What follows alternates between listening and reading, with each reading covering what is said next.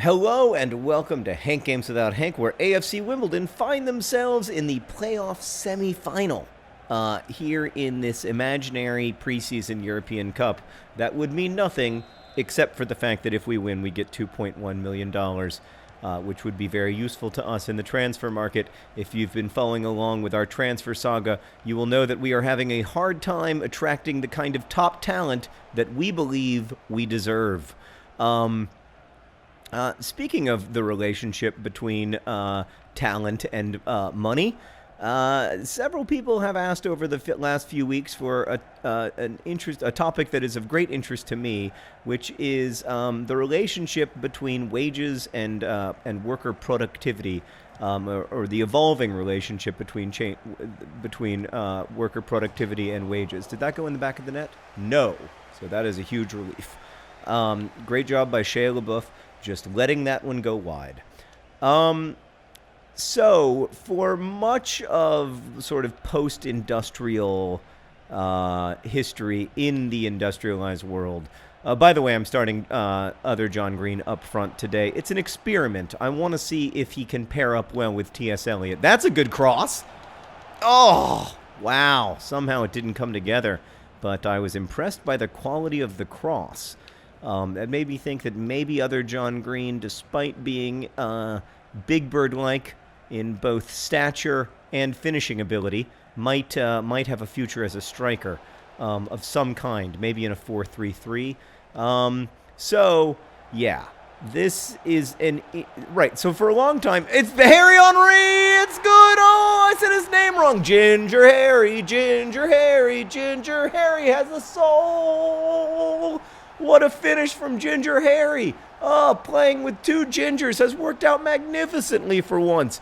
Ginger Harry with a stunning goal to possibly send us into the finals of this imaginary preseason tournament that doesn't matter except we can get some money that we desperately need. Oh, it's magnificent. Right, so for a long time, wages and productivity in industrial economies have been linked. When productivity goes up, that is, say the number of T-shirts that you can make in an hour, wages also go up. And then it stopped happening. The link between wages and productivity, which was a very longish term length insofar as anything in current world history can be said to be properly long-term, given that, industrialization occurred in the context of the rest of human history, like 5 seconds ago.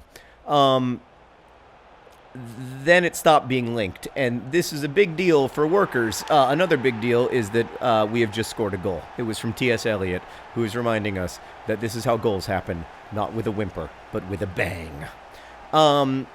It's a big deal because it's seen as, and probably is, I'm not an economist, duh, I'm a semi-professional FIFA player, but it's seen by a lot of people as part of the problem of wealth inequality. So right now we've seen that, wages, investment earnings and wages for the top earners have gone up when indexed against inflation, whereas wages for the other, not for the top 10% of workers have been pretty stagnant in the last several decades, especially in the U.S. And that is a problem because wealth inequality is a problem. Inequality of income is bad for economies. It's not just bad because it's morally problematic or whatever. It's bad because it's bad. So I want to be clear about that. Wealth inequality, to me, it's an ethical issue, but it's also bad for economies. It stifles growth, it limits innovation, it leads to fewer jobs, and it leads to less healthy economies and less healthy countries. We know that pretty clearly, that inequality, high, it's called the Gini coefficient, I think. When that number is high, it is generally bad. I think nowadays most economists agree that very high inequality of wealth and income limits economic growth. And it also can produce kind of long-term bad social consequences, including, that people who have less income tend to be less well-educated, and then you end up getting a sort of default aristocracy where, people who grow up wealthy tend to stay wealthy, and people who grow up poor tend to stay poor, which is bad, for economies in the sense that you don't end up with the most qualified workers. Oh, wow. Point blank range somehow stays out of the net. You don't end up with the most qualified people. Oh, John Green is hurt again. My God. He's so injury prone. It's part of being 9 feet tall and weighing 84 pounds. And of course, I don't have a backup striker. So welcome to the strike partnership, Beery. You're going to be I know you're going to be great at your job. Right. So you end up with an economy that doesn't have the most qualified people doing, or the people who could be the most qualified doing jobs, or being in a position where they can create a lot of wealth or increase productivity or whatever, because they didn't get good educations, because there was this, there was this big range of people who had educational opportunities.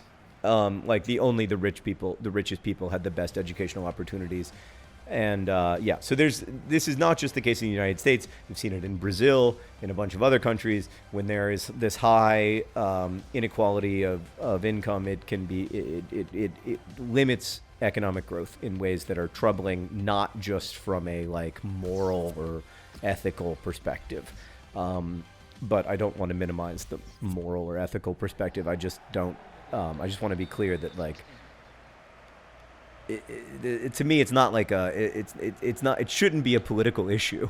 Like whether or not growing income inequality is a problem should not be a politicized question, I guess. So we've seen this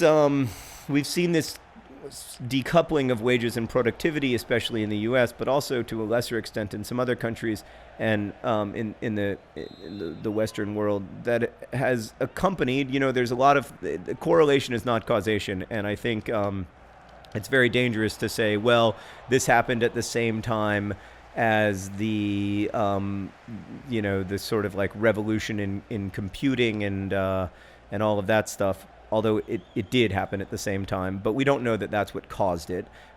It also happened at a time when unions became less powerful, but we also don't know that that's what caused it. I certainly don't know what caused it, because I am not an economist. I am a guy who almost just gave up a goal in a FIFA game.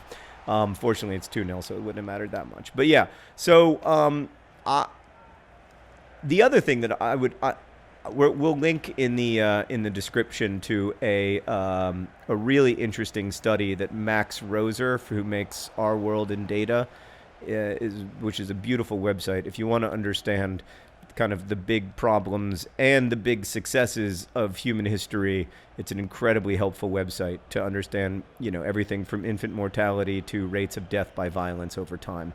But he is part of a group that's just published a paper. Tom Beer! Oh, it's a beautiful finish. It's a beautiful finish. He scores when he wants. He scores when he wants. That man, Tom Beer, he scores when he wants. He also drinks when he wants. It's the nice thing about being named Beer. Anyway, it points out that one of the issues in the changing relationship between wages and productivity is that a lot of times those calculations don't include the costs of, for instance, healthcare that are shouldered by employers, which are extremely high in the United States because we have an extremely inefficient healthcare system. Not, I want to emphasize, because of the, because of the Affordable Care Act, but because we pay more for every aspect of health insurance. The Affordable Care Act hasn't helped much with that. It's probably helped marginally. It hasn't helped a ton, but it is a massive problem in the United States that we spend, I don't remember, something like 16 or 17% of our GDP on healthcare, where most countries spend 9 or 10%. It's there's no way of getting around it. Like, spending that much money on healthcare without getting better results is essentially, spending a lot of money to dig holes and then fill them back up again. It's an incredible inefficiency in our economy that other countries don't have to deal with. And so one of the reasons, anyway, that it's talked about in this paper that our decoupling of wealth and productivity is more dramatic than in other countries is because of that. Because employers spend a tremendous amount of money in the U.S. on healthcare, which isn't the case as much in other industrialized nations. So I guess that would be the first thing that I would say. But the second, but that isn't, of course, the whole. That isn't the whole thing. It's difficult to know all of the causes. I don't believe that. So for instance, if you are Donald Trump, you say, well, it's caused by we have quote unquote bad deals, bad trade deals. Like we have these unfair trade deals with China or with Mexico. Or with South Korea or Taiwan or whatever, these unfair trade deals that are leading to jobs being shipped abroad, that puts negative pressure on U.S. wages. Whereas if you're Bernie Sanders, you say, well, the problem is that unions have been weakened, and that the billionaire class isn't asked to pay their fair share, and that this is and secondarily, I think the Sanders camp would also argue that that free trade has probably been a net negative to the American economy. I don't agree with either of those positions, really. I just don't think that.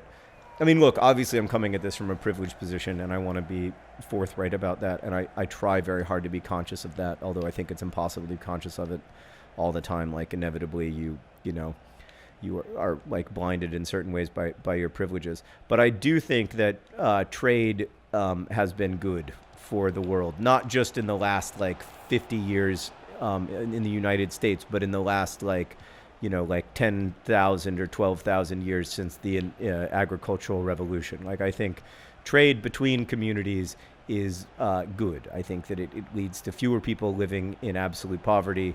I think it leads to more people having access to more and better opportunities. I think it's good.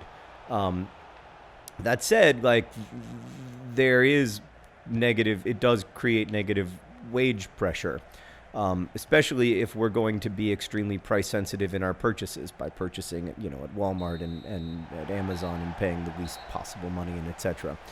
In short, I think it's complicated, and I don't have good answers, but I think you should read that paper by Max Roser because I found it really fascinating. I may make a Vlogbrothers video about this where I'll talk more about it, but again, the link to the Max Roser paper is in the doobly-doo. Thank you for watching. We're moving on! Congratulations to Tom Beer on his first goal in the 2017-2018 season. Also, on his fantastic beard. It's just the right amount of beard for me. Thanks for watching. Best wishes.